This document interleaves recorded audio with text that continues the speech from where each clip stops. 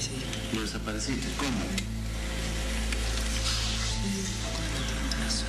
¿Metiste un balazo? ¿Dónde? Existe una delgada y peligrosa línea que separa la devoción de la locura. A lo largo de la historia, los seres humanos hemos buscado refugio en la fe para encontrar respuestas al dolor, al caos y al vacío que a menudo gobiernan nuestra existencia. Nos aferramos a la idea de una justicia divina, un orden superior que premia el bien y castiga la maldad del mundo. Pero, ¿qué ocurre cuando ese refugio espiritual se corrompe en los rincones más oscuros de una mente rota? ¿Qué pasa cuando un hombre deja de buscar la salvación y se convence de que ha sido elegido para ejecutar la condena? A menudo imaginamos que el peligro camina con un rostro evidente de monstruo. Nos reconforta creer que la maldad hace ruido antes de atacar. Sin embargo, la realidad suele ser mucho más silenciosa, camuflándose en la normalidad de lo cotidiano. Para comprender el origen de este horror, primero debemos responder a la pregunta fundamental: ¿quién era la víctima? En este caso, las víctimas no pertenecían a las esferas del poder, ni de la política, ni de la alta sociedad. Eran ciudadanos comunes, personas trabajadoras que habitaban en la periferia, choferes de transporte público, pequeños comerciantes de mercado, mecánicos y transeúntes nocturnos, hombres y mujeres que simplemente intentaban sobrevivir al día a día en las calles de la provincia de Huaral, al norte de Lima. Sus vidas se cruzaron con el destino más trágico no por una venganza personal ni por una deuda pendiente, sino por el simple hecho de encontrarse en el lugar equivocado frente al hombre equivocado. Entre los años 2005 y 2006, una ola de ejecuciones silenciosas empezó a sembrar el pánico en toda la región. La historia de Pedro Pablo Nakada Ludeña, el asesino en serie más grande y temible del Perú, que acabó con la vida de 25 personas, tiene muchas aristas. Limpio, gente. ¿Limpias? Pedro Pablo, limpio acá. ¿Por qué? ¿Eran personas sucias? Sucias, corruptas. Son gente que no debería estar acá. Son fumones, homosexuales, fumones, violadores. ¿Tú los conocías? ¿Sí? ¿Los habías seguido? ¿Sí? Cuerpos hallados en descampados solitarios, en el interior de vehículos abandonados a medio camino o en callejones oscuros, todos con un patrón escalofriante. Disparos precisos a la cabeza, ejecutados a corta distancia y sin señales de resistencia, forcejeo o robo. Las pertenencias de las víctimas, sus billeteras, sus relojes y su dinero en efectivo permanecían intactas en la escena del crimen. Aquel misterio no era el trabajo de una banda criminal común dedicada al asalto. Era la obra de un solo individuo que caminaba entre la multitud con una Biblia en una mano y un arma con silenciador en la otra. Un hombre que aseguraba actuar bajo un mandato directo del Creador, ejecutando lo que su mente retorcida consideraba una misión sagrada. Cuando los crímenes comenzaron a multiplicarse en las zonas periféricas de la provincia, la policía local se encontró ante un escenario completamente inusual para la criminología peruana. De artes marciales, incluso de armas. Yo en un momento señalé pues, que le quiten las esposas para poder realizar la entrevista, ¿no? Los mismos policías me dijeron que no, por la peligrosidad de esta persona y por los conocimientos que tenía, no era pues, recomendable, porque podía o bien agredirme a mí o agredir incluso a los mismos efectivos policiales que se encontraban. No se trataba de un ajuste de cuentas por narcotráfico, ni de extorsión de bandas organizadas. Fue en medio de ese desconcierto generalizado cuando la investigación criminal se topó casi por accidente con el principal sospechoso. Su nombre era Pedro Pablo Nakada Ludeña, un hombre de 33 años, de aspecto taciturno, mirada fija y fría, y un comportamiento sumamente retraído que pasaba desapercibido para sus vecinos. Nacido en una familia disfuncional marcada por la violencia extrema, el abandono emocional y el abuso constante en los campos del interior del país, Nakada creció bajo el peso de un trauma profundo que nunca fue atendido.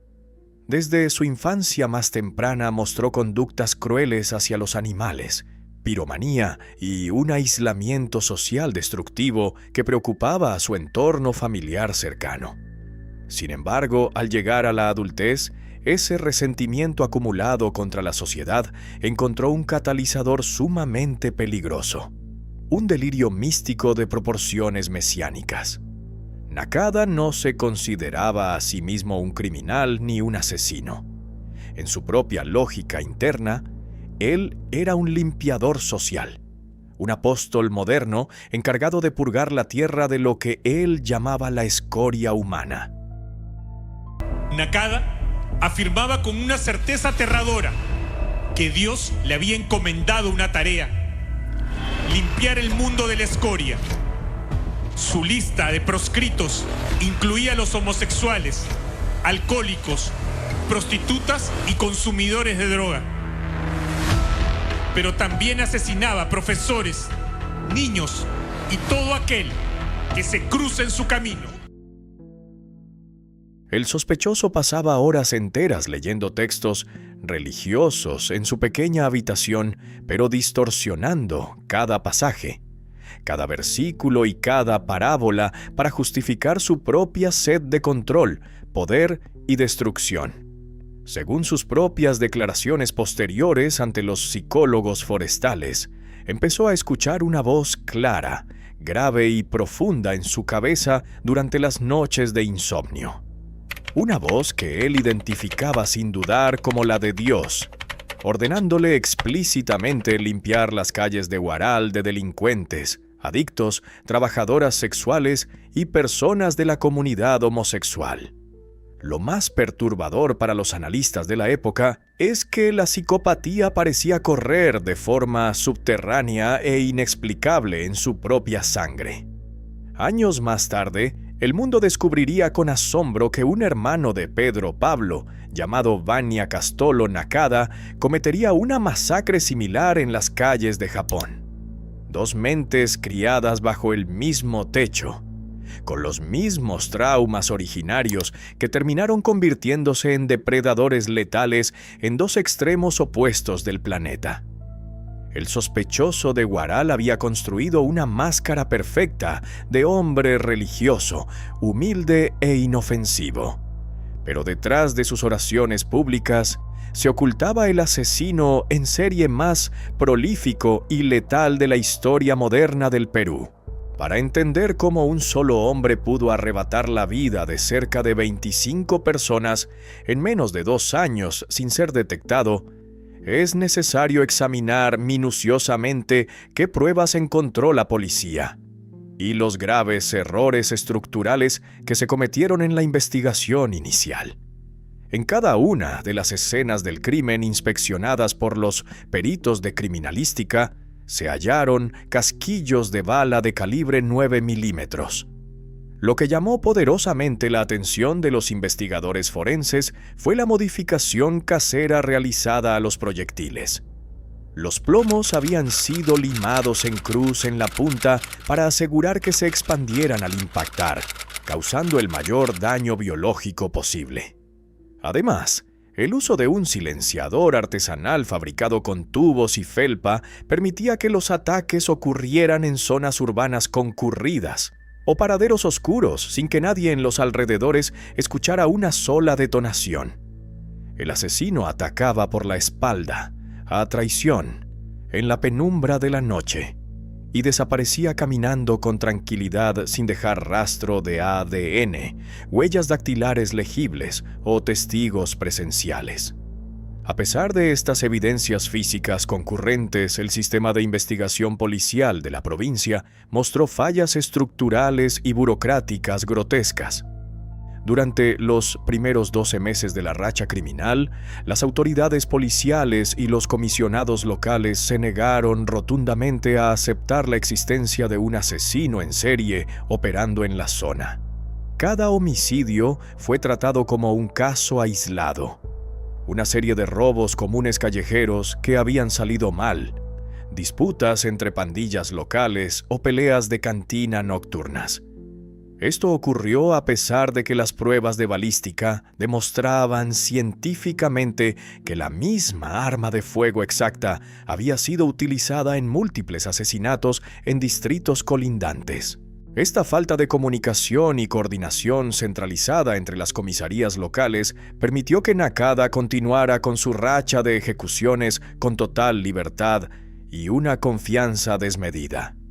El asesino se mudaba de un sector a otro de la provincia, cambiaba constantemente de horario y observaba con burla cómo la policía buscaba a bandas organizadas de marcas y asaltantes, mientras él guardaba el arma homicida en el ropero de una habitación alquilada a pocas cuadras de la propia delegación policial. Los prejuicios de la época, la escasez de recursos tecnológicos y la total falta de preparación de los detectives locales para lidiar con perfiles psicológicos complejos, se convirtieron en el mejor aliado del criminal. La inacción y el escepticismo de las autoridades estancaron el caso por más de un año. Un tiempo valioso que se midió directamente en más vidas truncadas en las calles oscuras de Huaral. La captura definitiva de Pedro Pablo Nakada no ocurrió por un trabajo de inteligencia sofisticado ni por un seguimiento encubierto, sino por un error de cálculo y un exceso de confianza del propio asesino. En diciembre de 2006, tras intentar asesinar a un comerciante local que milagrosamente logró sobrevivir al impacto, la víctima pudo identificar la fisonomía del atacante y dar aviso inmediato a las patrullas. La policía rodeó la vivienda donde se ocultaba. Al verse acorralado en su habitación, Nakada desató un feroz tiroteo contra las fuerzas del orden que terminó con su captura tras ser herido, permitiendo el hallazgo de su arsenal de armas modificadas, municiones y la Biblia que usaba para sus rituales previos. ¿Qué ocurrió realmente en el juicio subsiguiente? El proceso penal se convirtió de inmediato en un desafío sin precedentes para las leyes y el sistema judicial peruano, atrayendo la atención de los medios de comunicación de todo el país. Durante cada una de las audiencias públicas, Nakada no mostró ni un solo miligramo de arrepentimiento, culpa o compasión por las familias de los fallecidos presentes en la sala. Al contrario, se paraba frente al juez con una serenidad pasmosa y aterradora, sonriendo abiertamente a las cámaras de televisión y declarando con total orgullo y detalle cada uno de sus crímenes. No desaparecí. ¿No desapareciste? ¿Cómo? ¿Metiste un balazo? ¿Dónde? En la cabeza. Afirmaba con vehemencia que no merecía ir a prisión, sino recibir una condecoración oficial del Estado por haber hecho el trabajo de limpieza social que la policía era incapaz de realizar debido a la corrupción. Sus frases ante el tribunal eran lapidarias. Yo no soy malo. Yo solo eliminé la basura que manchaba la sociedad. Dios me dio la orden en el sótano, y yo cumplí como un buen soldado de su ley. Las teorías de los expertos médicos y psiquiatras se dividieron drásticamente en el tribunal, generando un debate jurídico complejo. Se presentó un desmadre que todos los presos hicieron huelga, hicieron un reclamo. Mandaron un documento al ministro, al presidente de esa época, exigiendo por la vida de los presos debido a la alta peligrosidad de Pedro Pablo Nakada. Por un lado, la fiscalía argumentaba que Nakada era un psicópata calculador, con rasgos antisociales severos, plenamente consciente de la ilegalidad y la crueldad de sus actos, que utilizaba el elaborado discurso religioso como una fría estrategia legal para ser declarado inimputable y evitar la pena de cárcel efectiva. Por otro lado, los exámenes psiquiátricos exhaustivos de los peritos forenses sostenían que el acusado padecía de esquizofrenia paranoide crónica e irreversible, un trastorno mental grave que distorsionaba por completo su percepción de la realidad, haciéndole creer genuinamente que conversaba con la divinidad y que sus crímenes eran un deber cósmico. El veredicto final dictado por los jueces intentó equilibrar la balanza de la seguridad pública. Pedro Pablo Nakada Ludeña fue declarado legalmente inimputable debido a su severa enfermedad mental degenerativa, pero al mismo tiempo fue considerado un peligro extremo e inminente para la seguridad nacional y la convivencia social.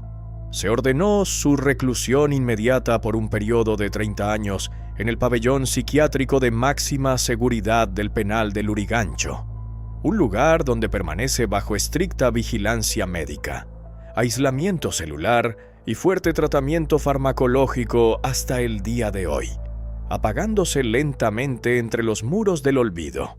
¿Cómo terminó esta larga e infame historia? La provincia de Huaral recuperó gradualmente una paz tensa, temerosa y artificial, mientras las familias de las víctimas cerraban sus procesos de duelo en medio de un profundo dolor y la indignación latente de saber que el asesino de sus seres queridos jamás pisaría una celda común de castigo penal, sino las instalaciones de un hospital de salud mental penitenciario. Pedro Pablo Nakada pasó de ser un fantasma temido en las carreteras nocturnas a convertirse en un simple número de expediente clínico y judicial dentro de los pabellones grises de Lurigancho. Su nombre quedó grabado en la crónica negra como un recordatorio brutal de los límites a los que puede llegar la mente humana cuando es devorada por el odio absoluto disfrazado de virtud moral. El caso del llamado apóstol de la muerte nos obliga a mirar de frente un vacío inmenso y aterrador en la estructura de nuestra propia sociedad contemporánea.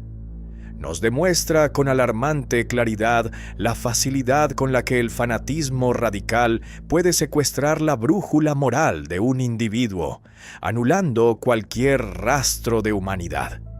Cuando un hombre se convence a sí mismo de que posee la verdad absoluta, cuando cree ciegamente que las leyes dictadas por los hombres están por debajo de sus propias certezas espirituales y delirios internos, la empatía desaparece por completo del espectro psicológico. El prójimo, el vecino, el semejante deja de ser un ser humano con derechos intrínsecos, con sueños por cumplir y con una familia que lo espera en casa, y se transforma en un simple objeto, un obstáculo abstracto que debe ser removido sin remordimiento alguno. La mayor tragedia de esta historia no radica únicamente en la crueldad intrínseca del asesino serial, sino en el espejo incómodo y perturbador que nos pone delante como comunidad. Nos obliga a preguntarnos con justificado temor cuántas mentes rotas, resentidas y marginadas caminan hoy en día a nuestro lado en el transporte público, en los mercados o en las calles, acumulando rencor en el silencio de su aislamiento, esperando únicamente que una voz interna en la penumbra les otorgue el permiso moral definitivo para desatar su propia tormenta de violencia sobre los inocentes. Al final de los días, la fe verdadera y la espiritualidad sana construyen puentes de entendimiento, buscan la compasión activa y protegen la vida y la dignidad de los seres más vulnerables de la sociedad. Pero cuando la fe es distorsionada y utilizada como un escudo ideológico para ocultar la miseria del ego, el resentimiento social y la justificación del crimen de sangre, se transforma inevitablemente en la herramienta de destrucción masiva más perfecta y aterradora que conoce la humanidad. Porque no existe nada más peligroso en este mundo que un monstruo que duerme con la conciencia completamente tranquila, convencido de que al arrebatar una vida, está haciendo el trabajo de Dios